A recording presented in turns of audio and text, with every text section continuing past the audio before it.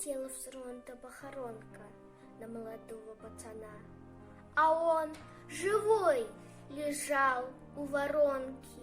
Ах, как безжалостна война! И проходили мимо танки. Чужая речь, а он лежал и вспоминал сестру и мамку. Лежал и тихо умирал.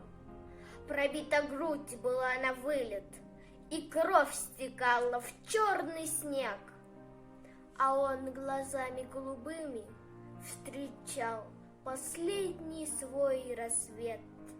Нет, он не плакал, улыбался и вспоминал родимый дом, и, пересилив боль, поднялся, и автомат подняв с трудом.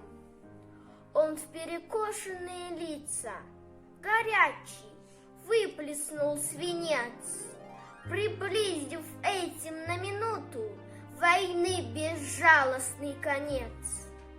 Летела с фронта похоронка, уже стучался почтальон. Солдат, глаза закрыв в воронке, на миг